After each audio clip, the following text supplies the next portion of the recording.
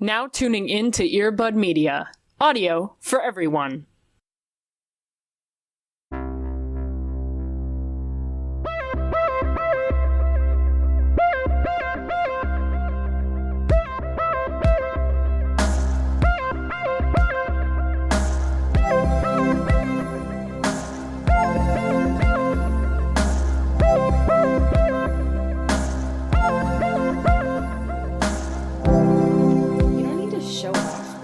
So much.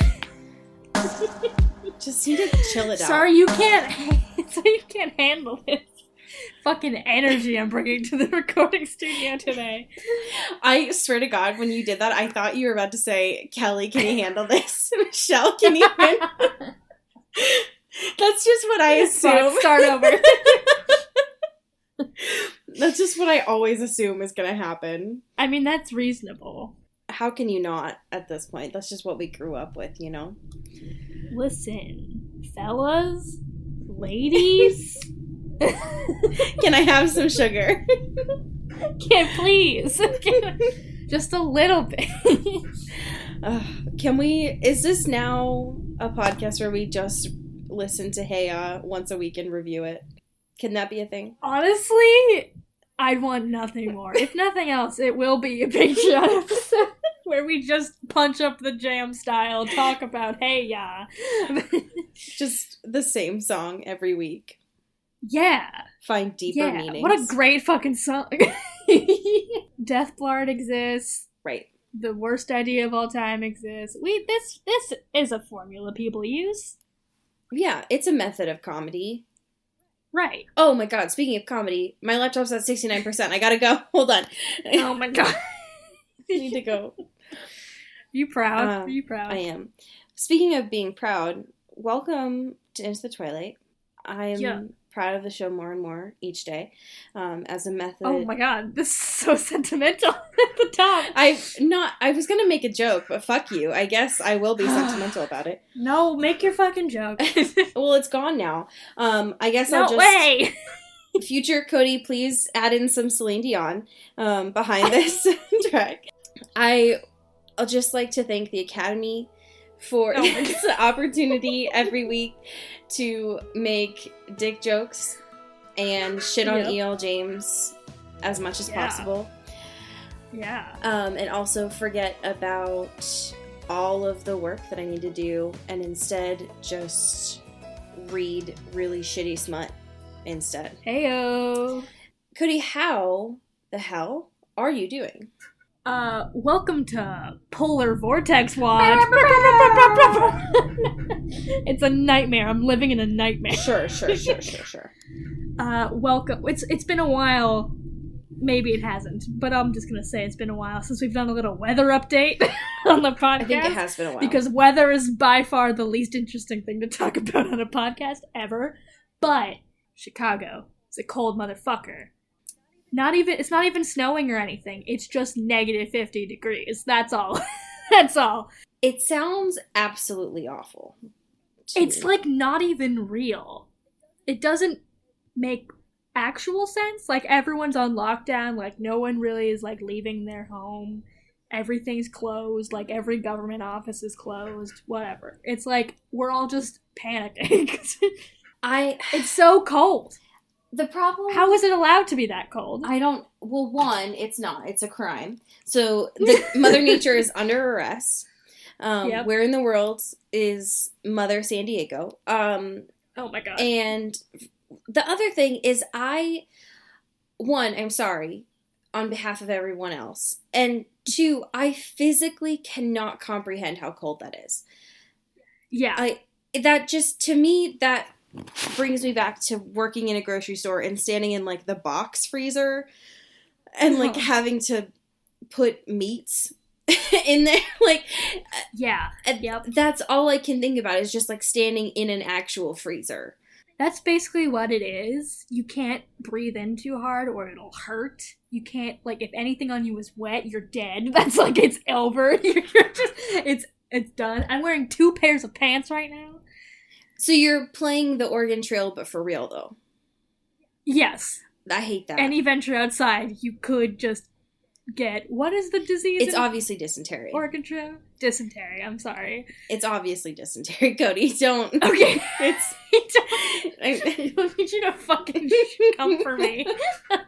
I could be dying. You uncultured dysentery, swine. right? It's- Oh my god. It's been like 15 years since I played Oregon Trail.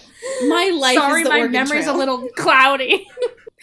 Listen, I lived in Oregon. My life was the Oregon Trail. We made jokes about the Oregon Trail. There were memes about the Oregon Trail in my whole life. So, listen. You're just so aggressive, just right at the top here. About the Oregon Trail. I have a lot of feelings about the Oregon Trail. I guess. But for real though, I'm sorry.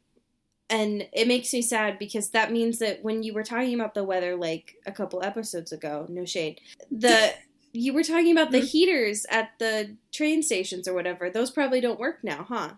I don't know, because I haven't done public transportation, because if you are outside for more than 5 minutes, you could get hypothermia. That's or terrifying. frostbite. It's really cool, and I'm glad to be alive. So I haven't been going to trains because I will have to wait for them outside. So That's spooky. haven't been able to check that. Well, it'll be hopefully better by the time that this episode goes up, huh? Yeah. Here's hoping. Here's hoping. Here's hoping I don't freeze in a, chamber before I can upload this. No, I believe in you. For sure. Thanks. Do you know man. what also is going to be happening by the time this episode goes up? What? The Super Bowl. Cool. Wow. So- what a relevant, fun topic for this podcast. Listen, we talk about balls on here. What, you didn't like my... That was a... You didn't... Here, hold on, I'll try again. Hey, Cody, do you know what's happening when the Hey, time... is this thing on? Hold on. Hey, did you hear my joke? Can anybody hear me?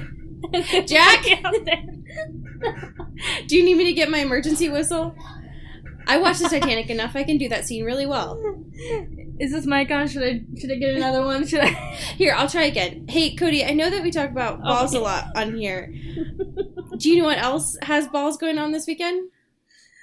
What's up, man? The Super Bowl. Yeah. Yeah. Do you have a team that you're rooting for? Do you even know who's playing? No, here's the thing. I know who almost played because on both sides, because two of my roommates were from New Orleans, so they're big Saints fans. Gotcha. And everyone wanted the Saints to win. They did not. For very bullshit reasons, I will say.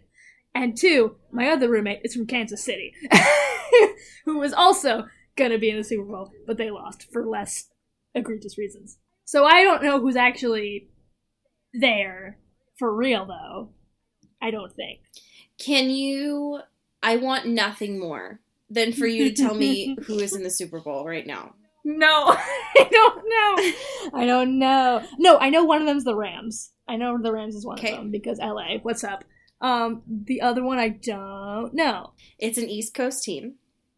They're probably also That- frozen right now. That does not help me Yep. even a little bit. No, I know. I just want you to use your comedy skills and tell me what team it is that's playing right now.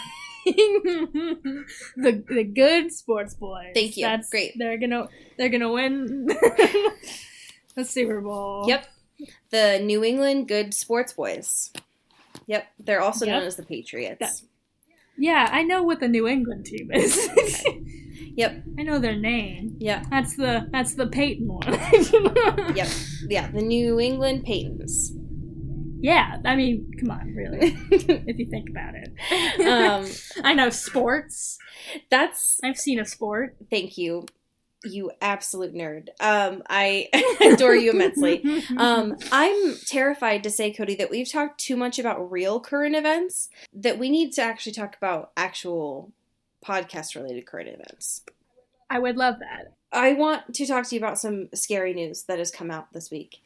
And so Yeah. hold on to your butts, folks, mainly because I want you to have something to hold on to.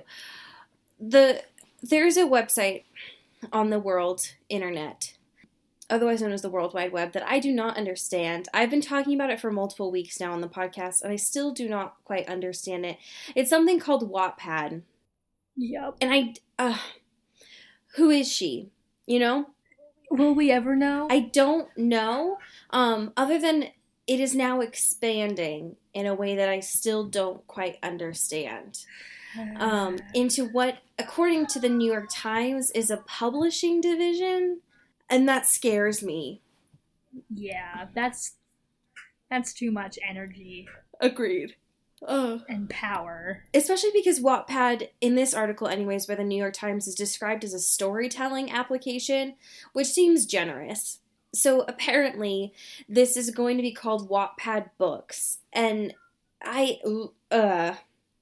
first of all, is kind of how... No thanks. Yeah, especially because one of the ways that it says here is that it's going to be a, quote, data-driven approach with a human editor's critical eye, which I don't know what that means at all. Yeah. What does that say to you? What does that mean? Because I don't understand. I have questions. All I know is that everything that I've read off of Wattpad is confusing and also scary and makes me a little unsure about myself. And so the idea of those turning into actual novels has, with everything from fanfiction websites, potential, but it makes me nervous nonetheless. Sure, reasonable. Yes. Especially with whatever a data-driven approach could be. Since, what did you say earlier? It was like crowdsourced, apparently? That's what it looks like. Well, it just seems like they're putting into consideration, like, the vast users of Wattpad to, like, key in what they're interested in and what things they should, like, pursue in terms of publishing. Yeah. Which is, like, sure, a good way to do it in terms of, like, finding an audience and utilizing it and, like, knowing your target demo or whatever. But also, the audience is not great. No. To begin with. No, absolutely not. No. That makes me so nervous. Yeah. On a little bit of a sad note this week, Sundance was happening. Is currently yes. happening. And apparently something that has premiered during that time is a documentary about Anton Yelchin, my sweet summer child, my son, that I adore so much. And yeah, one of the people that was discussed during that time for the documentary, I mean, there were like so many actors profiled for this documentary because Anton Yelchin did the most while he was alive. But yeah. K-Stu was profiled to talk during that documentary. And do you ever just cry? My heart. All the time. Always. Yes. Forever. And what I love about this is they worked together, I think it said when they were like 15. And she is mentioning like the fact that he broke her heart, not necessarily in what you would necessarily consider like, I don't know, the stereotypical way, but just because he was like sure. so good. And she was like, I can't be around this guy, which I love. So I miss him always, and I want to see this very bad. So I love that very much. Now, the pièce de résistance. Whatever just came out of my mouth was very important. Are you good? No, my body just broke because it knew that I needed to talk about E.L. James, and my body was like, hey, please stop. And also because I was trying to speak French, and that's like not okay. So, the most important thing in the whole world, because all of our Google Daily Digests have been trying to get us to pay attention to this, is that E.L. James is writing a book, and it's coming out in April. Oh, here we go. And it's... Get ready. Oh, gosh, folks. It's called The Mister. And if you want to just take that for what it is, you know the plot. You already do. You know it. Yeah, you know. You do. It's, from what I can tell here, because I've looked at a couple of interviews that E.L. James has done so far, it's said to be about, like, a Cinderella gone dirty kind of story. And that is what my least favorite thing I've heard ever. I'm over it. I hate it. I do. No, thank you. Mainly because, and the first thing that, as soon as I saw that she was taking Cinderella and turning it dirty, my question was... First of all, how dare you? Well, one, yes, absolutely disrespectful. And also, my question is, can E.L. James write anything? Like, because now... Right, they're all adaptations of things, right? Yeah, those are both two stories that were not her own. So what can she write on her own? Nothing that I've E.L. seen. James, write an original concept and maybe don't make it sexy challenge. Yeah. These are all... How about that? These are all How about that? basically book covers. She's done covers of things in text form. And I hate that. Yeah. She's like a bad, raunchy Weird Al. And I hate that. That's... But I also don't like Weird Al, so... Yeah, I don't, love Weird Al. But I feel like that's also a weird comparison. Maybe she's like a worse Robin Thicke. Okay, yeah. Maybe that. Sure. I'll workshop it. I'll get it back to you. Yeah, we'll circle back. One of the things that I wanted to mention about this, too, just right off the bat, because when I saw that she was making Cinderella dirty, I was like, wow, first of all, rude. But second of all, can we stop remaking Cinderella? Yeah, I think we're done. I think we know. The only, arguably, Yeah. Cinderella that needed to be made was the Roger and Hammerstein Cinderella. Yes. And that's it. We don't need any more. Hold on. It was the hold on. Everyone shut up. No, you shut up. No, everyone be quiet. Everyone stop talking. Cody's trying to focus. Please. Everyone please shut up. Okay. No. Yeah, so that is correct. The Rodgers and Hammerstein one, the 1997 one with Brandy Brandy Houston is the fucking best. It's better than the original Cinderella. No, it's hard so agree. Good. It's so fucking good. That cast, are you kidding me? That movie slaps. That movie did not need to go so hard. No. But it did, and I'm so grateful. There were bops. And the costumes. Oh my Christ. Can we... And Brandy. Okay, but for real though, patrons, would you mind if Cody and I just watch this movie and review it? Because, are you kidding me? Like, what the fuck? How did Roger and Hammerstein's, send out, what the fuck, a fax at this time? Did email exist? Did they send out a telegram? Like doves? I don't understand. And they were like, yo, I got an idea. Brandy. Bernadette Peters. I can see it. I've got the string. And then I've got an idea. We're going to get fucking Jason Alexanders because he's not doing anything. And then that guy from Alias. What's his name? What's that guy from Alias' name? He's in everything as the bad guy. What's his name? Hold on. Victor Garber. Yeah. There we go. Everyone shut up. And then the fucking cute guy. What was his name? It's probably Paolo or something. Because all the cute guys' names are Paolos. Hold on. Everyone shut up. I'm going to figure it out. Everyone shut up. His name is Paolo. Oh, I'm so good at this. Everyone's cute. His name is Paolo. This is $4.99 on Amazon. I swear to God. Oh my God. This did not need to go so hard. Let's not stop recording. Let's just do back to back. Oh my Christ. Cody, this movie was so good. Nobody else the movie fucks. Nobody else needs to make another Cinderella movie.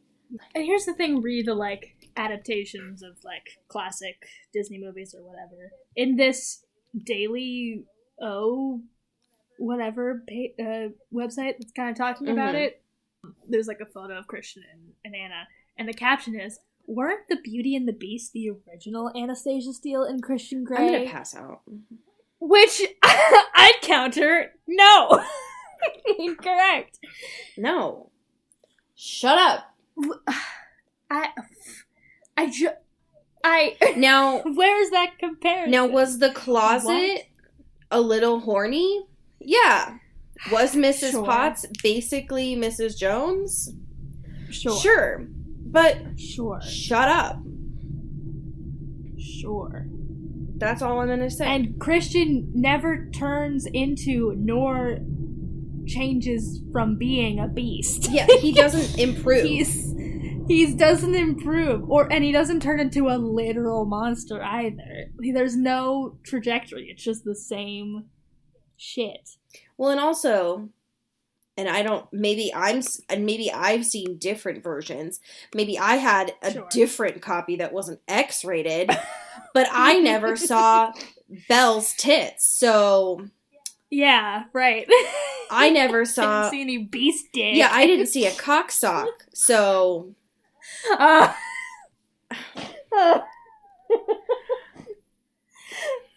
Cocksock. I'm just saying. And it's probably for the best. You know what I mean? Yeah, absolutely for the best. But it probably exists out there if you look hard enough. If we're being honest. I'm quitting this podcast. What? What? Because the last thing that I need to think about is like my 7-year-old self being like, oh, so glad that I just finished my episode of Sesame Street. Now I'm just going to go look and turn on Beauty and the Beast for the 7th time today. Oh, weird. I can't believe that this version has the feather duster fucking Lumiere. Weird. Weird twist that this one has. We all know that Lumiere and Cogsworth were fucking, alright? Let's just put that to bed. I didn't say that he wasn't also doing that. Okay, that's true. A polyamorous icon. Listen, Can we talk about these fucking chapters? He's got a fire lit in him, you know what I mean? Yeah. Alright. So, we're finally getting to the end of this book. We've reached it. We've reached the end. Thank Christ. So chapter 25, where we left off last week, was Christian telling Anna a bedtime story. His version of bedtime story is a little bit different than most. Sure. Where he's talking about how him and Mrs. Robinson became to fuck. That was a really well-worded sentence. Thank you so much for noticing. Mm-hmm.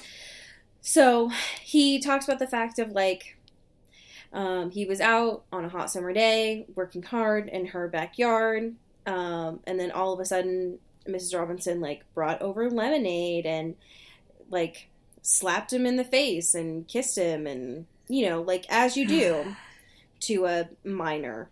So super chill and all that stuff. He was like horny, right? Because older woman kissing him, finding him attractive, and all this time, every time that she's touched him, it's only been on his head and never on his body, which totally works for him.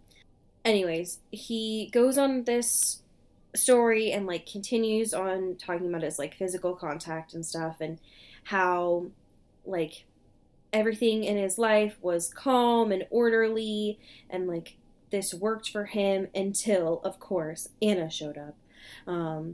Because then his life stopped being dull and empty and mediocre and gross.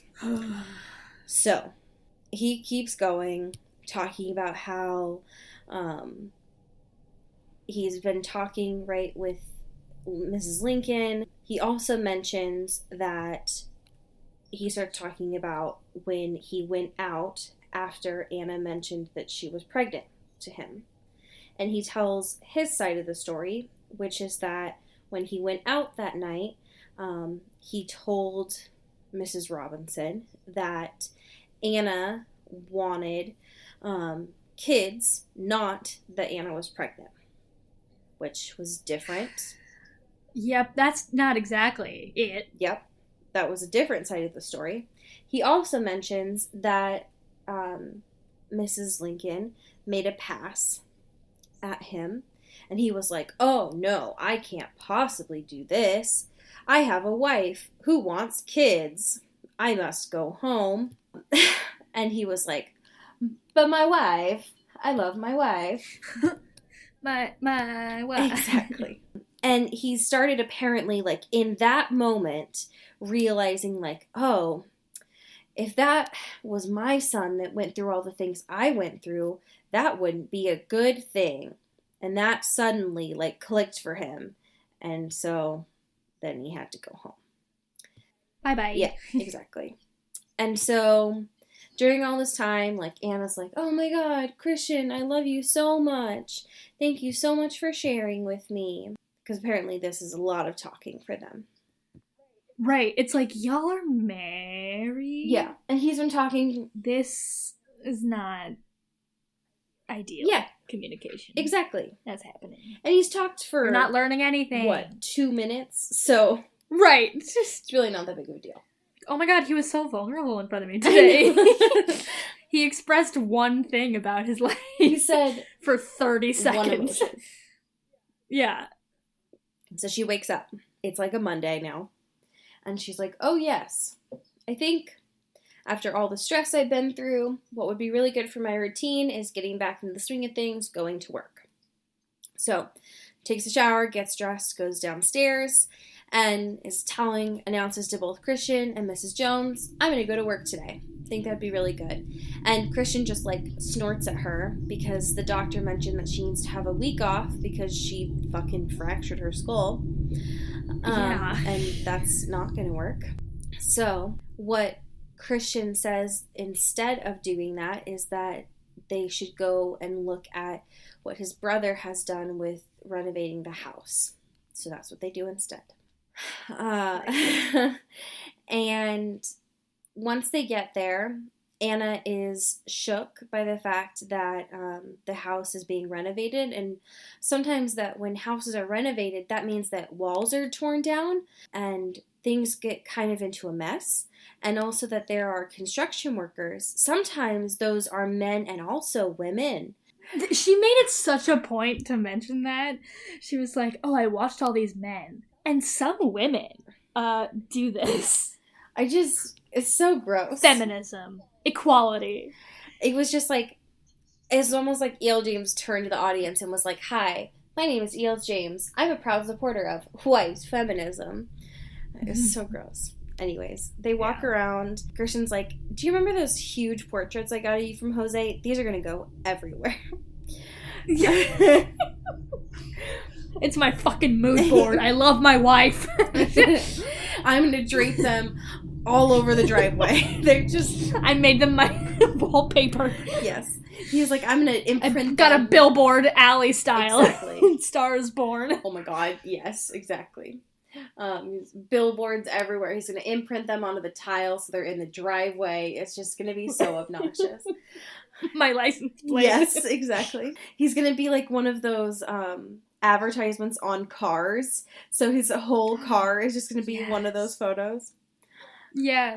That'd be so obnoxious. Yeah. Anyways, what they end up doing is going out into the meadow that they have outside their house. The meadow, E.L. James. The meadow. Anyways. Real subtle. Anyways, they go outside to have lunch and like have a little picnic out there.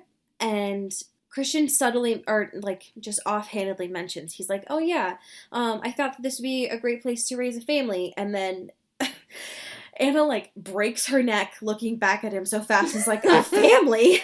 More than one? It's like, hey, whoa, hey. Yeah. Anyways, they start like talking about kids, and she's like, I want to have a bundle of children. She's like, a gaggle of children. And Christian's like, that's not how you say kids.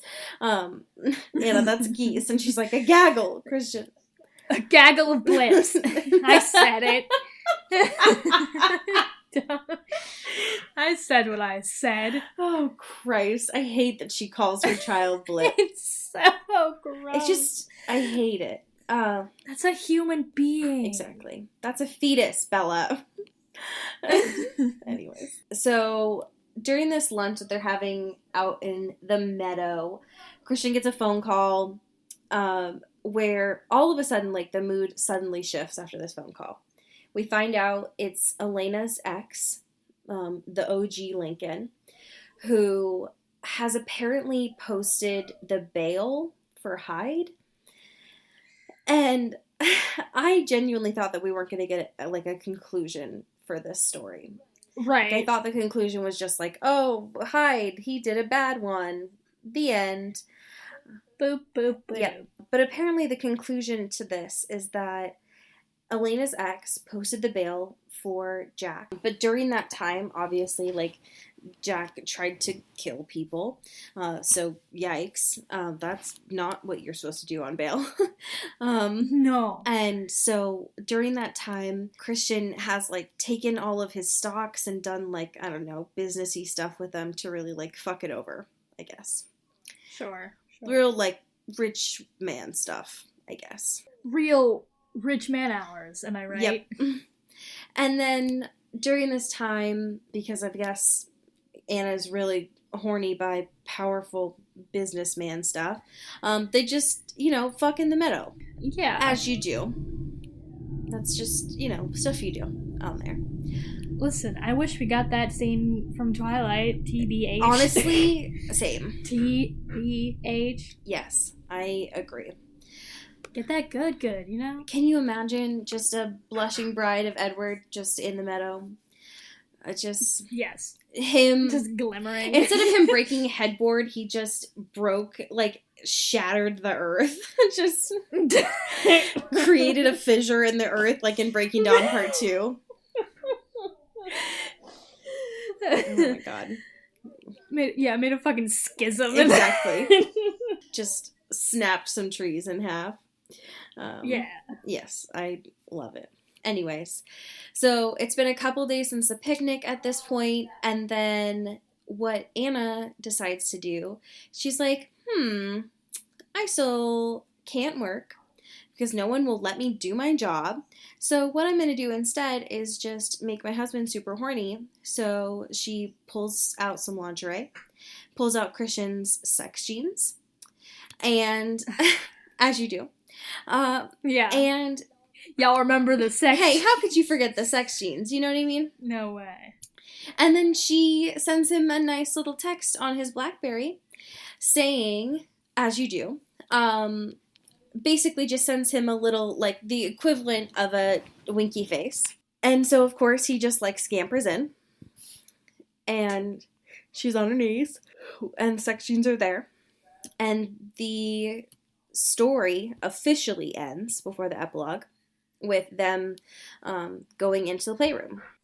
Hey-oh, we're back. Yep. Full circle. We did it. And they're doing it. And they're doing it. And they're gonna keep doing it. Forever. Until they die. Yep. Just never ending sex. They can't stop fucking. Yep. Until they die. True life. They're eternally cursed. Yep. True life. I can't stop fucking. Am I right, ladies? Title of my fucking autobiography. That's it. Can't stop, won't stop. Fucking. God. Bye. By Christian Grey. Forward by Anastasia Steele. Yes, exactly. And somehow, epilogue by Dr. Flynn. Weirdly enough. Yeah. He did like the blurb. It's like, this really shows Christian's development over time. Because really, for the last 20 years, his emotional capacity has been stunted. We've made zero improvement. It's honestly... But this is something. It's not better, but it's not worse. Yeah, it's honestly been a huge shift, because before he could just come in a sock. And so I guess it's a real development that he can do it into another person, you know? Right, or when he did do it to other people, he treated them like objects. And now he can say that he loves them. Yeah. So really, we're seeing leaps and bounds. Yep. That's true. Speaking of leaps and bounds, let's talk about this epilogue just real quick. Oh, real quick. So we get a fast forward 3 years in the future, and they're at what Anna calls the big house. Fucking brag about it. Yeah. Damn. What we also like to call privilege. What up, y'all? Welcome to MTV. This is my crib. We have 4 fridges. They're all stacked next to each other and also on top of each other. Oh my god. We like to call this the inaccessible house. Have you... Hold on, sorry. I have to pivot a little bit because I mentioned it. Have you seen the 50 Cent episode of Cribs? Oh, have I? Because it's the greatest, like, full hour of content I've ever seen in my life. I miss Cribs so much. Yeah, Cribs is great. Bring Cribs back. But I feel like if we bring it back, it'll just be like TikTok stars who, like, have millions of dollars, and that's not what I want. Now, tell me about Cribs, but in TikTok time. Like, so it's 15 seconds of Cribs. Oh, no. Okay, that maybe I could do. It's like, here's all my cars. But also they're, like, lip-syncing a Dua Lipa song or something. So you get to see... While they're doing it. You get to see, like, half the toilet, 2 cans of soy... Or, like, 1 can, a soy sauce bottle, and then, like, 1 rim. Do you carry soy sauce in cans? Listen, you on the go. Pacific Northwest. I'm always on the run. And, yeah, you know what I mean? Like, that's... I feel like it could be way snappier that way. Yeah, I agree. That, or it's always those tiny houses, you know? Yeah. But I prefer, like, the mansions, but still, like, 15 seconds. So, yes. I miss it quite a lot. Are you talking about the Cribs one, look, where he actually did it, or the one where he spoofed it? No, the one where he actually did it. Yeah, I remember that, though. It's bananas. Like, he has so many other rappers just living in his home, and they're all just fucking all the time. That's what I loved about Cribs, is there were always, like, random-ass people in there. Yeah, just there. I loved that. I loved that a lot. And I always thought it was, like, whoa, they have so many friends, and not like, oh, they called these people over because they knew they were filming. Right, yeah. I loved that a lot.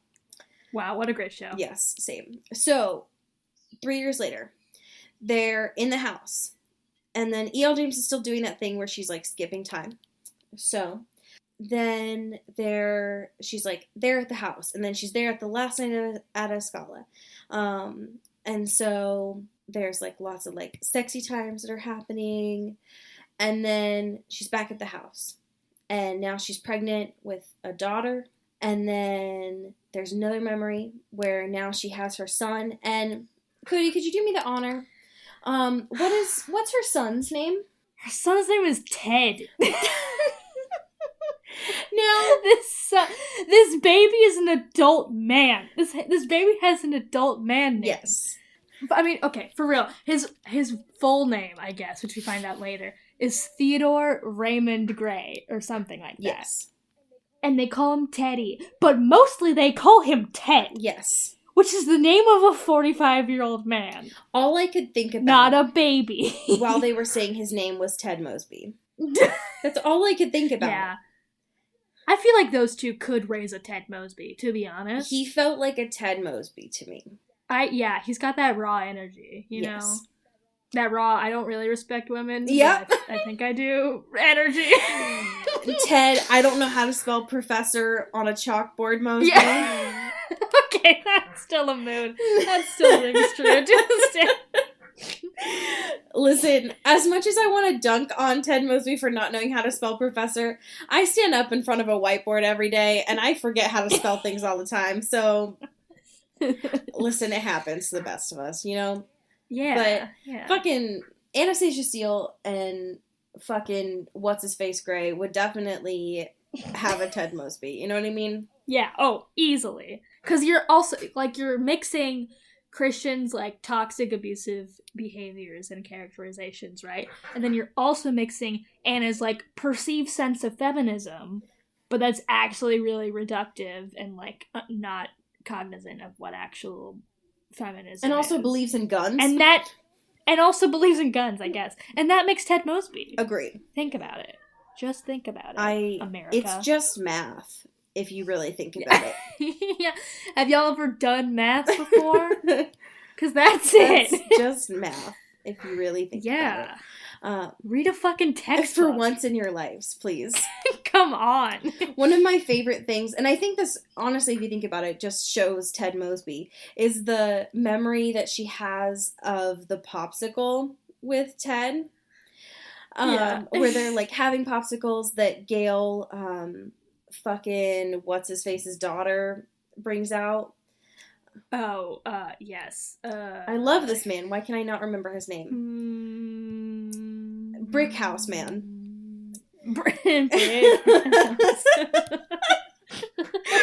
not remember? Taylor. Yes. Taylor Brand Town brick house. I just imagine him having the body of Mr. Incredible. Just like, yes. just an absolute unit. Like, oh, it's like the character in Sex Education that everyone just calls a triangle because his top is so big, but his legs are really small. exactly that. Because he can't work them out. Exactly that. Yes. So they're having like popsicles and fucking Ted drops his and he's just like, he calls it like a pop because he's 2 years old and he doesn't have language acquisition yet, but also because he's a dunce. Yeah. And also this whole time, Anna and Christian are calling each other mommy and daddy. I hate and that. Shit. No thank you, man. I hate that. I know. Whatever, listen, here's not to kink shame. We're never gonna do that. But also to kink shame. But given this specific scenario and all of the things that have like built up in their relationship, specifically Christian's severe mother issues and also his severe issues of being like a dominant guy that is more abusive than he is actually dominant. Yup. Maybe that's not the move. Yeah. I know that the parents do this, right, to help kids understand. Yeah. But like for them, how about think about the context a little bit? just teach your Ted Mosby child to call you Christian and Anna. Like don't have your kid call you mom and dad. Your kid already has the name of an adult man. Yeah, just he'll figure it out. Just skip that at that point, honestly. Yeah. The other thing about this memory that I also want to talk about too is actually there's two things. One is the fact that Christian is talking about the publishing company, and the fact that Christian's like still doesn't want Anna to work. He's all like, yeah. You're making money in these difficult times. That's great. But also, can you not work? Because I love when you're barefoot and pregnant in my fiction. Ew. So, fuck you. Love that. Love this marriage. Very extremely. Have we learned nothing? Yeah. This whole series is built on the idea that Christian changes, right? Like, that's the whole fucking thing. That's why everyone defends it, and that's why people are like, oh, but it's worth it, 'cause in the end, he, like, breaks down his walls, and, like, whatever, he's less, like, dominant and whatever, and he gives in because he's in love, or whatever. But none of that shit actually tracks, because he's still the same motherfucker, because Anna is just, like, letting that happen. Yep. And he is not being stopped, and he's also not learning from his own past behaviors and his bad behaviors as bad behaviors, and just fucking, he's like, oh, well, here's a bit of my tragic backstory, gonna keep being an asshole, if that's cool, because I gave you that gift of me being vulnerable, right? No. He's awful. This sucks. I hate it. The other thing that I want to mention about this, too, is they're talking about baby names. They're talking about, like, oh, I like the name Phoebe. I also like the name Ella. And Christian's like, actually, no, because I don't want to name my daughter after my mother. The woman I hate. The only person I hate. Yes.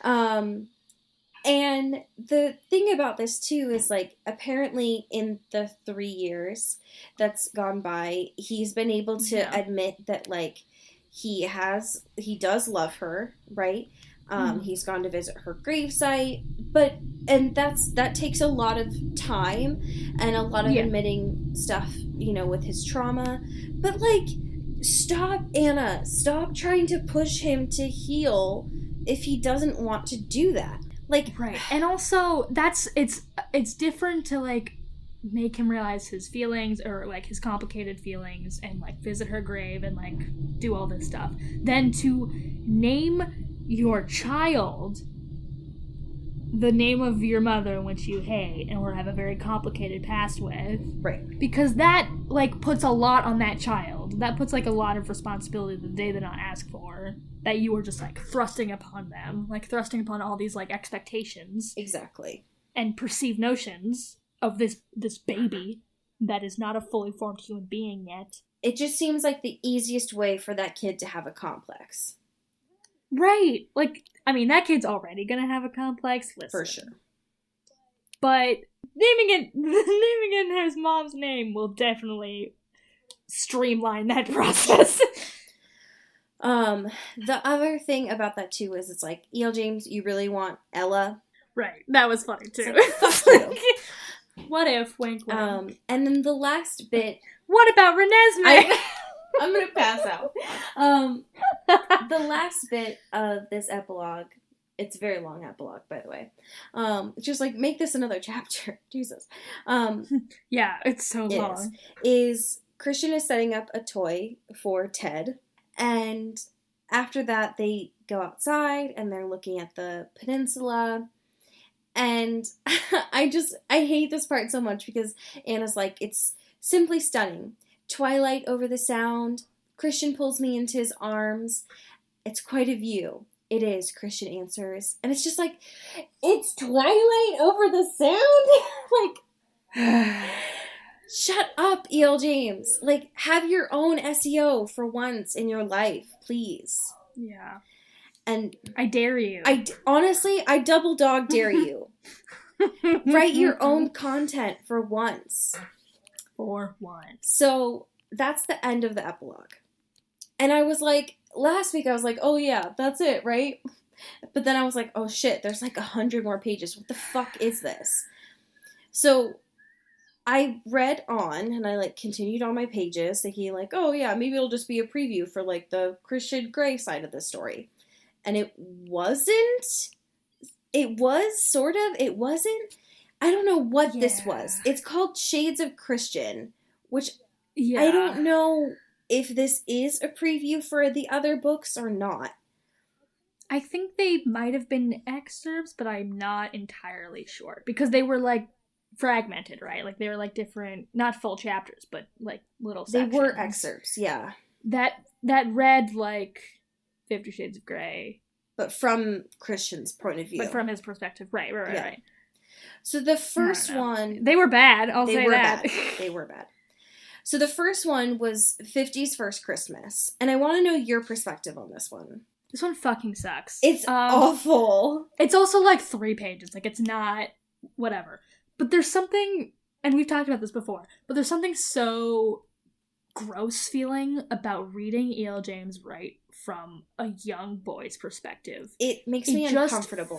It's incredibly uncomfortable, and it just feels like wrong. Like, there's something about it that feels like predatory or like weird or something, because just like she's talking in this like child mind speak or whatever that's like, oh, you know, like I like my dad, my mom's pretty, this tree is great, and like all these like really simple like kid sentences or whatever, and is like talking about his weird relationship with his family or whatever through the eyes of a child. But it just like feels weird. And it's clearly not done right because E.L. James doesn't do that. But honestly. So it just feels like uncomfortable. The thing that fucked me up about this is, I agree, it gave me a very predatory vibe. Like every page that I kept reading from this, I felt the need to stop. Like, I should not be reading this. And yeah, it feels like you are stepping in on something you shouldn't be looking at. Absolutely.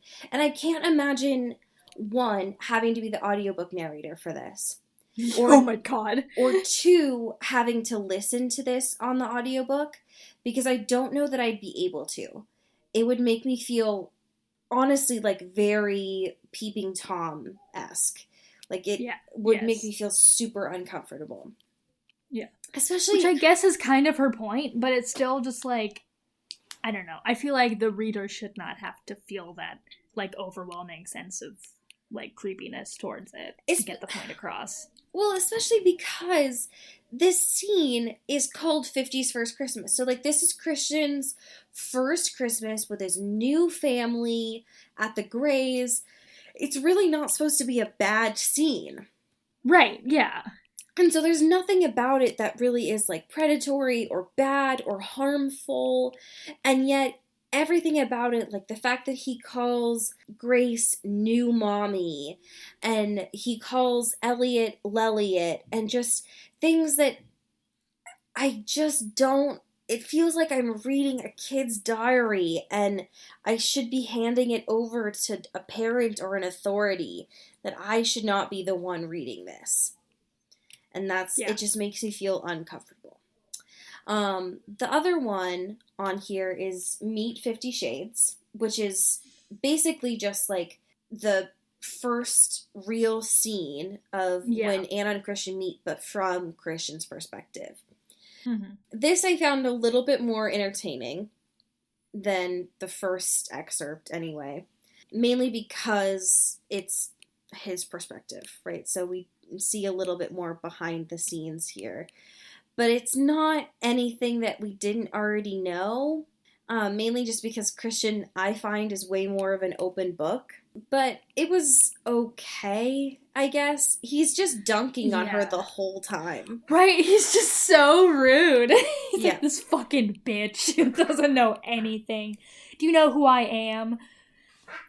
Yeah, he's just... The one thing that I thought that was really interesting was the fact that when she asked him if he was just lucky, he got so pissed.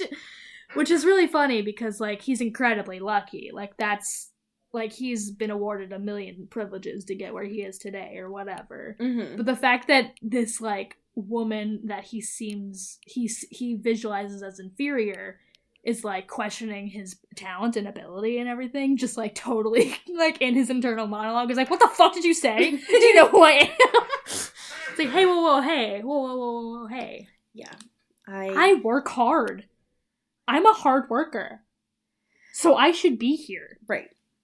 I did find it a little bit interesting, too, that, I think the thing that differentiates and what would happen to if/when we read the Grey series is that because he's not a vampire, there aren't any special powers, he's just an asshole, he's just rich. Yeah. Is that there isn't anything that he's conflicting with, right? It's just him being a straight up asshole the whole time. And so there isn't really a perspective that I'm interested to hear because he isn't really conflicting with, like, Anna's best interests at heart. No. So that's something to keep in mind. It also gets into, like, the Clayton scene, and the only thing about that is him talking about him grabbing, like, the wire and the tape and him going in on, like, following her, like, lip movements and stuff, which we kind of already saw from that scene as well. So I'm glad that she did this, I guess, but again, it's nothing new because this is what Midnight Sun did, so it's not a new concept at all. Still. Exactly. Again and again and again. Oh, here's another thing I forgot to mention that was from, like, the epilogue. But the funniest fucking thing about that was Anna, like, peers in on Christian reading to Ted, their 45-year-old son, Ted. And she's like, oh, how heartwarming. Like, he's reading to him. He's going to be a great father, whatever. The book he's reading is The Lorax. Oh, which I don't know if you remember, but is, like, an anti-capitalist, like, manifesto. It is. And the fact that Christian Grey, the peak capitalist, is, like, reading this book to his son is so funny. It's like, do you not have reading comprehension skills? Do you not understand what this book is about? I did find that pretty beautiful, personally. Sir? Because it felt like to me that E.L. James had not read The Lorax. No, that's exactly, it's like, speaks for the cheeries. I love, like, Dr. Seuss, hell yeah. And then it's like, wait a minute. What is this book about? The horrors of capitalism? Yes. I found that interesting. Amazing, personally. Yeah. It's pretty great. Next week, I can't believe that I'm saying this, but next week we have a movie that we're talking about. Yeah. And, Cody, I think you have something special to say about that. Yeah. We are doing our movie episode with a guest. Oh, shit. By the name of Jacob Shao. Oh, my God. Also known as More Than Enough, Pretty Much It, the whole, whatever. He's like an internet famous boy. I don't know. He's just living his life. But he's coming to talk about this horrible movie. We have a real Jacob in the stewed. Yeah, that we get to yell at. Who I get to say, Jacob! Yeah. Oh, God, I can't wait. But yes, I'm incredibly excited. I'm going to pass out. It's going to be great. I'm so excited to talk about this awful movie with Jacob. It shall be fantastic. Jacob! Before that, though, what I love most about this too is that Jacob gets to bring a fan fiction. I just get to fucking chill out and drink a mimosa and just live my truth. That's my favorite thing about having guests on this podcast. Yeah. Before that, I would love to thank our patrons this week. Hell yeah, dude. Yes. Fuck yeah. And this week, what the fuck should we do for them this week? I have an idea. Okay. Let's do best Super Bowl commercials. Oh, God. I don't remember any Super Bowl commercials. Coney. No, I can figure it out. I'll try. All right. I'm taking this from a very sketchy source, so this might be questionable. Okay. I think that, first and foremost, we have to thank Audrey Cullen, our fantastic $10 sponsor, who has got to be, obviously, the fantastic, and I remember this one from last year, the Doritos commercial that had Peter Dinklage in it. Great. Where he was lip syncing to Busta Rhymes talking about how much he loved Doritos because it's a mood and I relate to it a lot. That's great. Thank you. Shout out to Taylor Browntown, Lautner, who's gonna be this 7-Up commercial from 1994. Tell me more. It's 41 seconds long. No, it's not. There's a very long intro. It's 30 seconds long. And these dudes are just living the island time. Oh. And also there's 7-Up. It's great. Great. I'm going to thank Katie Weber, who is fantastic and who I adore. And it's one of the most iconic ones. And I can't believe this is from 2011. This feels like it was way earlier. Or like way more recent. It's the Volkswagen commercials take on Star Wars that had the little kid dressed up as Darth Vader. And he did, like, he was using the Force and, like, mashing up to the Imperial March. I don't know if you remember this one, because apparently you don't watch commercials during the Super Bowl. Because you're an alien. Watch the Super Bowl. Because you're an alien. But yeah. Football's the most boring sport. Fucking don't at me. All right. It's 3 hours and there's only 8 minutes of gameplay every time. It sucks. It's awful. All right. Well. Anyway, shout out to Simon Steele. Who's gonna be from 2010. This one I actually do remember. It's the Google commercial about where someone's just Googling, like, all these different, like, how to find this, like, French girl. Like, what do French people like? And, like, how do I get flights to France? And it's, like, this romance or whatever. Mm-hmm. And it's really cute. I do remember that one as well. Yeah. That's very good. Awesome. So, I have a little bit of a different sort of treat for you today. Sure. This different treat was not written by a fanfiction user. Whoa. It was actually written by E.L. James. Whoa. And this is an excerpt from her new book, The Mister, which comes out in April. And this is a paragraph excerpt for you to get excited about. Okay. Keeping in mind that this is a dirty Cinderella. Okay. So it's basically just fan fiction. Just, can you? No. Get it over with. All right. Alessia opens the door, but freezes on the threshold of the room. He's here. The Mister. Fast asleep face down and sprawled naked across the large bed. She stands, shocked and fascinated at once, her feet rooted to the wooden floor as she stares. He's stretched across the length of the bed, tangled in his duvet, but naked. Very naked. His face is turned toward her, but covered by unkempt brown hair. One arm is beneath the pillow that supports his head, the other extended toward her. He has broad, defined shoulders, and on his biceps is an elaborate tattoo that is partially hidden by the bedding. His back is sun-kissed, with a tan that fades as his hips narrow to dimples, and to a pale, taut backside. His long, muscular legs disappear beneath a knot of gray duvet and silver silk bedspread, though his foot sticks out over the edge of the mattress. He stirs, the muscles in his back rippling, and his eyelids flicker open to reveal unfocused but brilliant green eyes. Alessia stops breathing, convinced he'll be angry that she's woken him. Their eyes meet, but he shifts and turns his face away. He settles down and goes back to sleep. End scene. Aren't you excited? No. Oh. All right, well, as we say in Seattle, Get bit. and get whipped.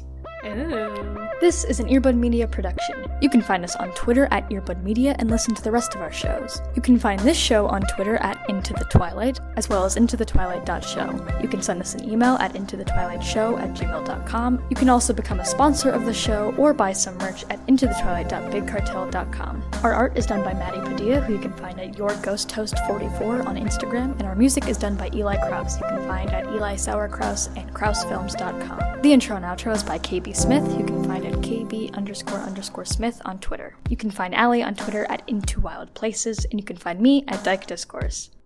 You've been listening to Earbud Media Production. Earbud Media. Audio for everyone.